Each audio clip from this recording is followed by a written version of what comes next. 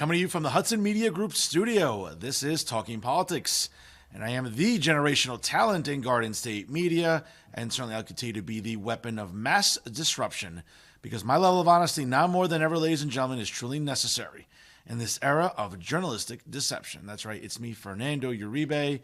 Happy President's Day week. Hope you had a wonderful, long holiday weekend. Got to appreciate our country's presidents. Certainly, and I'm sure you all have your favorites. I know I have mine. Hope you got to enjoy. And certainly hope everyone had a wonderful Valentine's Day weekend. And hopefully you didn't get hit too hard in the pockets, as for many of us men, tends to be not the most affordable of holidays. So again, I hope you're all well. And of course, there's a lot to discuss. So let's get started. Here's what I'm thinking about right now. Now, folks, one of the things I like to examine, not just on this show, but my other show with Jersey First TV, which, by the way, you can catch every Monday Night Live at 6 p.m. Eastern Time with Real Talk with Fernando Uribe, once again on the Jersey First Television Network, is examining all of the TDS in the state of New Jersey, and more specifically, even in Hudson County. For those of you that aren't aware, TDS stands for Trump Derangement Syndrome, which many on the left, as we all know, I like to make fun of on a regular basis. All the local social justice clowns, woke fools, insufferable feminists, unbearable cat ladies, climate hysterics, and of course members of the alphabet mob who seem to exhibit some serious symptoms, especially since November the 5th of 2024.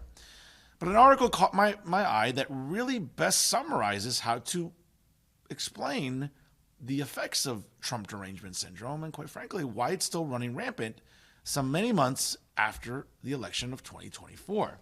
A special thank you to my good friend Matt Rooney, the editor of SaveJersey.com, one of the few conservative news outlets in the state of New Jersey, for a very interesting column. Now, I'll read you some excerpts here, and I think you'll get a sense of where I'm coming from. So I thought it could not get much worse or more bizarre, but the level of TDS we are seeing is simply stunning. I truly feel sorry for anyone brainwashed into a constant state of terror and anxiety. What a pitiful way to wake up every morning. Over what exactly? What rights have you lost? What freedoms have been stripped away? How exactly are you less safe? How is Trump's mission to shrink the size, scope, and power of the federal government by rooting out waste, fraud, and corruption a threat to your actual existence? These are all viable questions, folks, especially to all the progressives and liberals and leftists, especially here in Hudson County. Many of you scream fascism. Reeling in an all-powerful government is the exact opposite of what a fascist would actually be doing. But at this point, the bubble of psychotic delusions is really impenetrable. And it's quite tragic because it just not only encompasses many elected officials in the state of New Jersey and nationally, but many activists as well. Really, it shows the power of propaganda. And if you look back, it didn't take long to brainwash these people into despising Trump and really anyone that dares to associate with him. Now, if you remember, Donald Trump was a public figure for most of our adult lives. He was a New York liberal, a famous celebrity, a celebrated capitalist, one who received awards from the NAACP and even the Jewish American community. Now, the political elites all wanted to be close to him for over 30 years and gladly took many of his political donations. Those include, of course, former U.S. Senator and former Secretary of State Hillary Clinton, Reverend Al Sharpton from the National Action Network, as well as Chuck Schumer and many other politicians in the New York, New Jersey area. Of course, until the minute he threatened to seriously threaten their power and, of course, their piggy banks. Now look at all that they've done to try and destroy Donald Trump since 2015. They've conspired to shame him, vilify him, silence him, bankrupt him, jail him, and in two cases, even kill him. Why? Well, just how awful are their crimes and corruption if these are the lengths that they're willing to go to avoid any legitimate public scrutiny of their schemes and their deep state ledgers? I think we're about to find out, as we're seeing with the Department of Governmental Efficiency. Now, pay attention, folks, to those that are screaming bloody murder. They probably have the most to hide and the most to lose. Now, it's a very succinct column by SaveJersey.com, but I think, folks, it gets to the heart of the matter as to why there's so much outrage about what's going on with the owner of X, Elon Musk, and his relationship with the 47th president. Now, again, folks, politics oftentimes becomes a very, very interesting game of the whataboutism syndrome. What about this? What about that? And the comparisons and the contrasts go on and on and on. It was only 30 years ago when then President Bill Clinton addressed the nation in a public address that also addressed both chambers of Congress and stressed the importance of cutting government waste and spending that's going to only increase the deficit. Let's go back to 2009, folks, not too long ago, with the 44th president, Barack Obama, who also was very adamant about cutting wasteful spending from the Washington bureaucracy.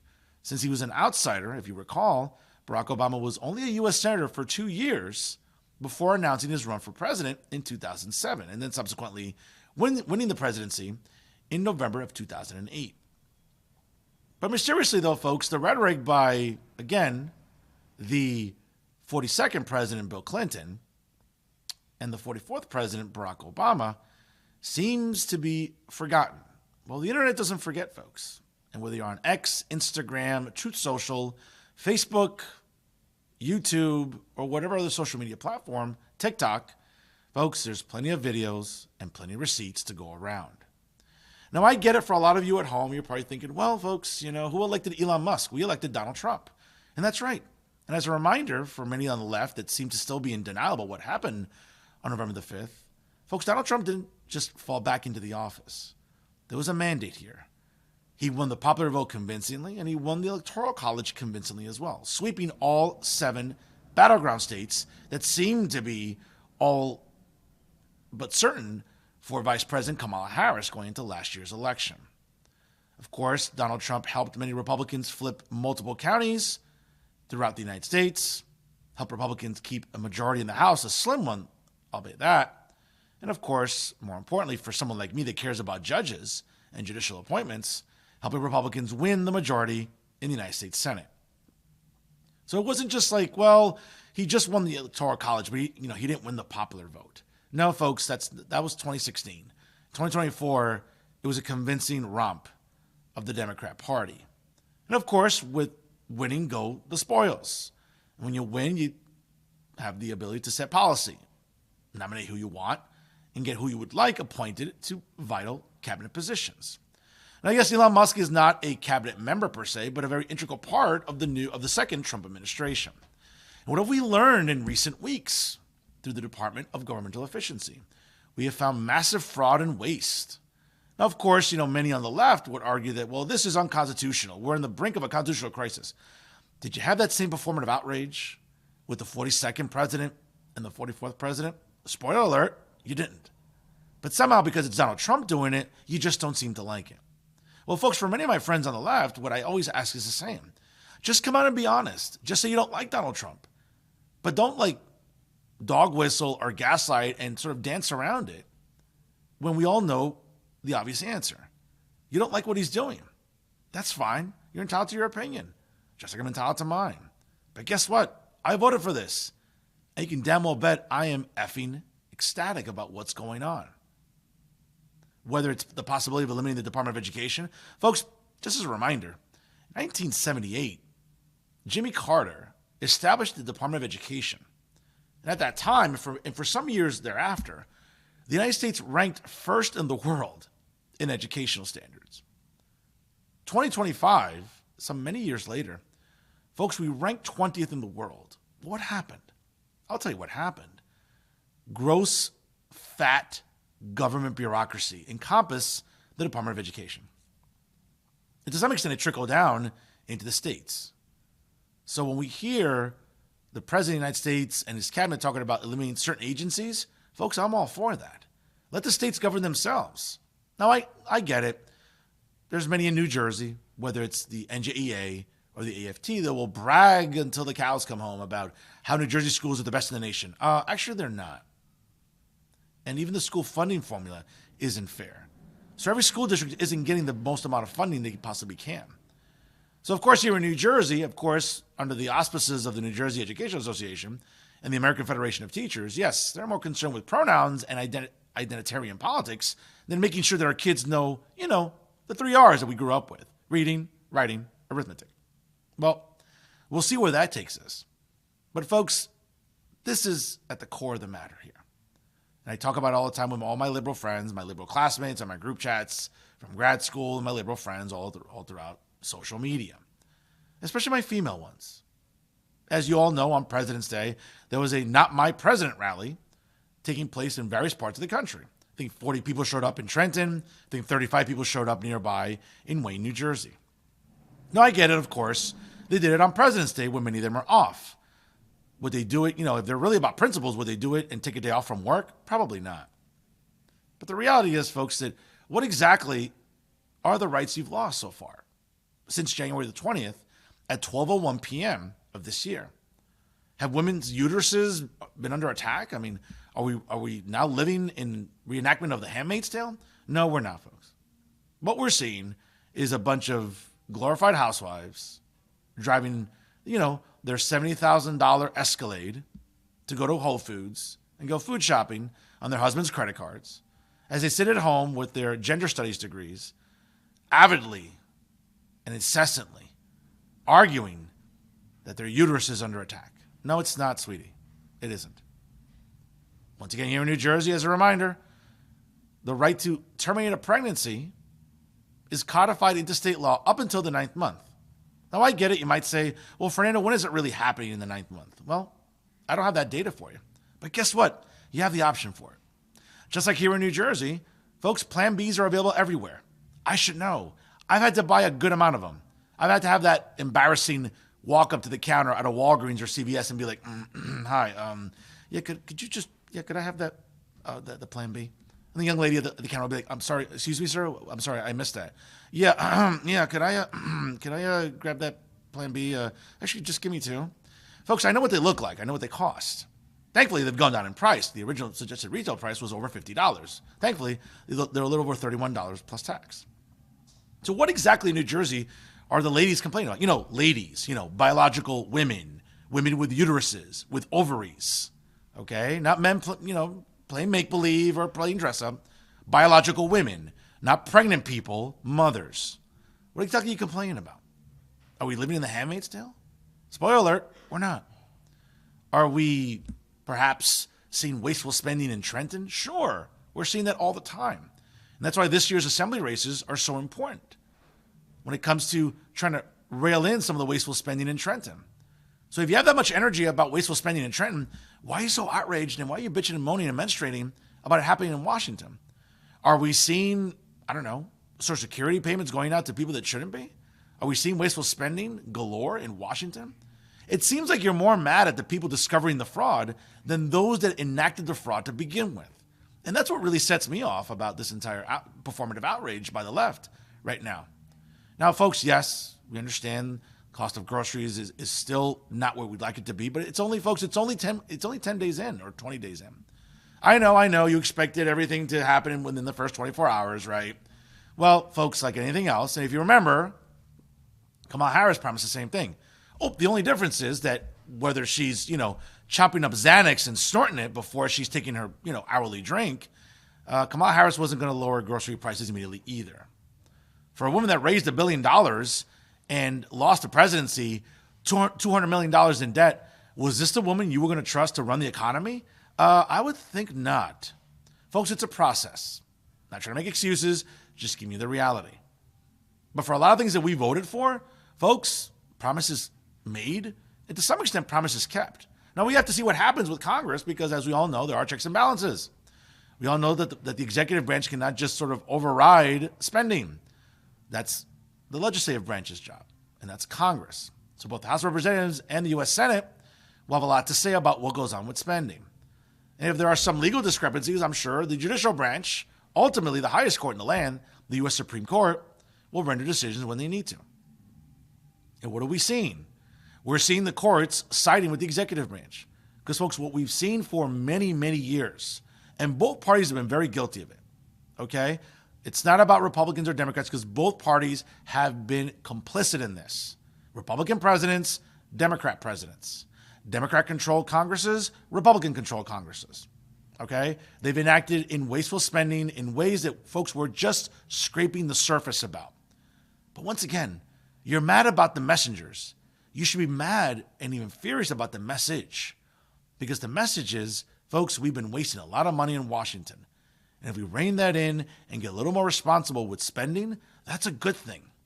Now, I know for many on the left that never took an economics course, and it shows. Yeah, I understand that reining in the bureaucracy may not be in your best interest.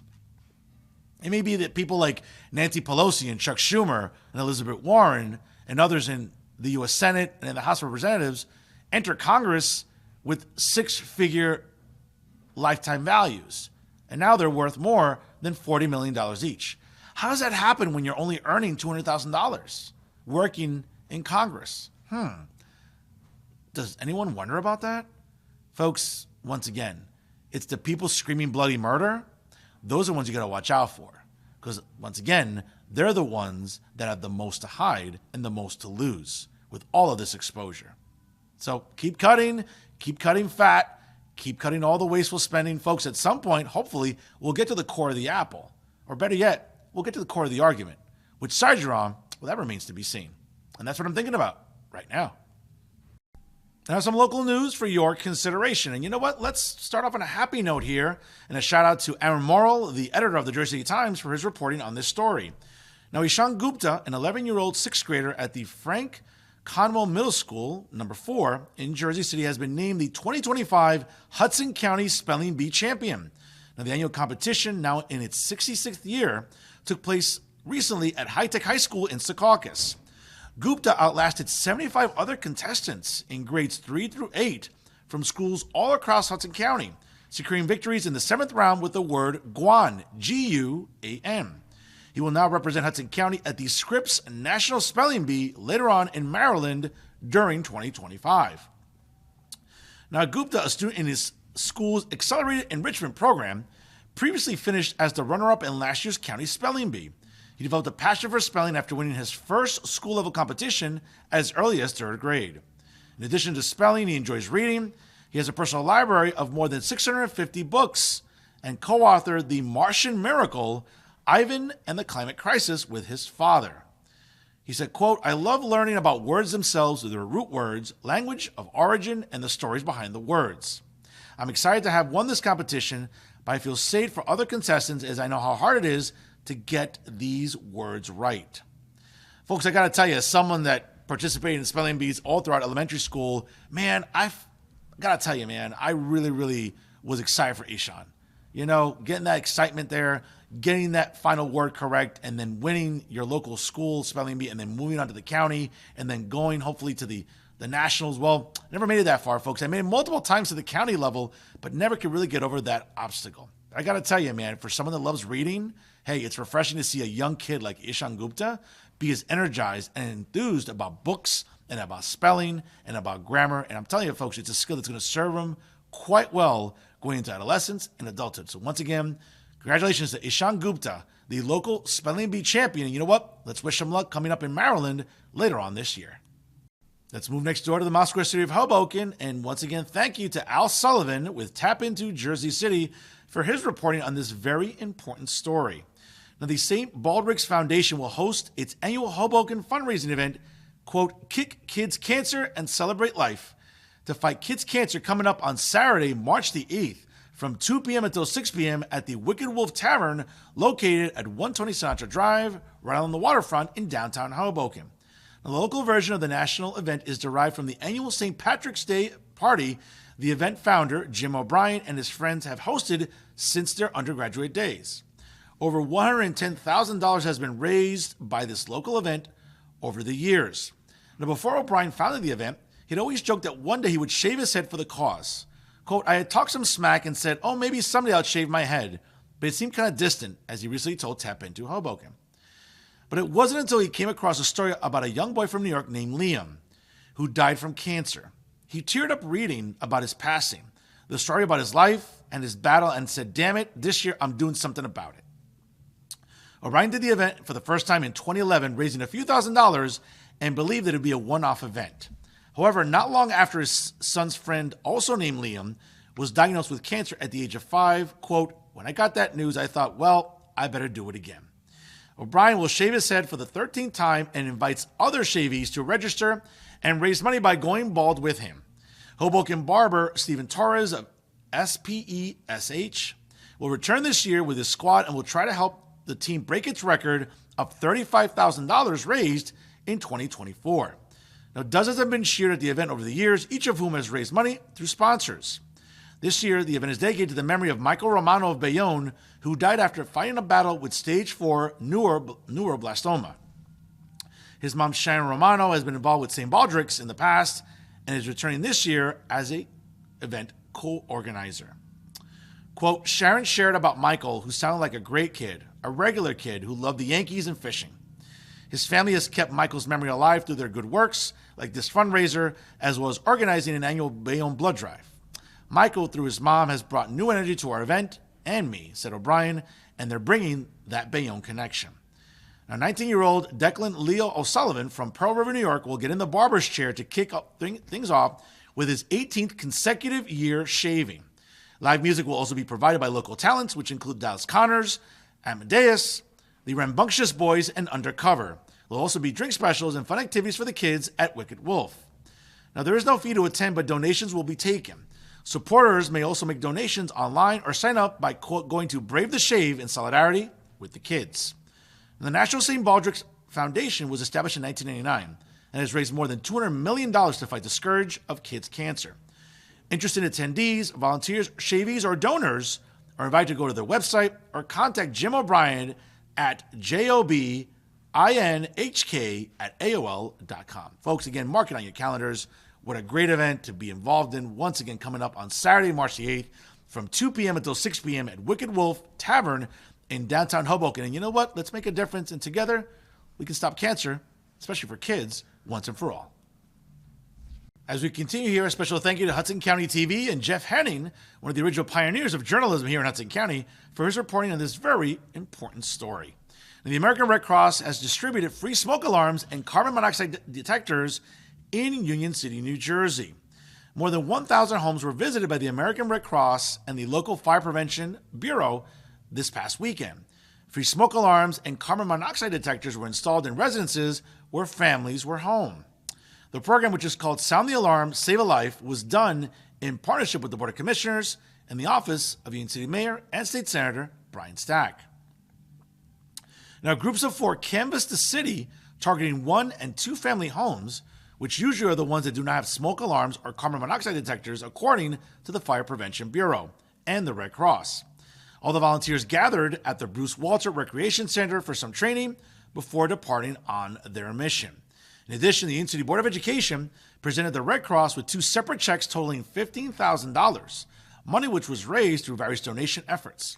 Now, the funds will be used to provide disaster relief to the wildfire victims in the Los Angeles area and to those people impacted by the recent hurricanes in the Carolinas. American Red Cross officials were urging residents to install both smoke alarms and carbon monoxide detectors in their homes and to remember to check the batteries on each of them on a regular basis. Folks, good job there once again by the City of Union City and, of course, the American Red Cross. We're partnering together to help families, let's be honest, to sort of, really get to the heart of a matter here where it's, listen, if you can prevent fires and prevent damage and serious injury to your health by carbon monoxide, well, you know what? That goes a long way. So that partnership between the American Red Cross and the City of Union City is doing great things. And once again, shout out to Union City Mayor and State Senator Brian Stack, of course, the Board of Commissioners, and all the hardworking men and women at City Hall, which is located at 3715 Palisade Avenue, for the dedication and commitment to Union City residents each and every day. Folks, lastly, I do want to remind you all to mark it on your calendars for Thursday night, April the 17th. And make sure you venture out to Waterside down along the waterfront in North Bergen for the 2025 edition of Memories Matter to benefit Alzheimer's New Jersey. This year, I'm proud once again to partner with Alzheimer's New Jersey, which, by the way, folks, you can check out all the information that they bring you and all the resources and all the great amenities that they help with families all throughout New Jersey by visiting www.alznj.org. You can make it safe and secure and donation on their website. Of course, www.alznj.org. As I said again, it's safe, secure, and tax deductible. So during this tax season, if you can take any of your disposable income, folks, donate it to Alzheimer's New Jersey.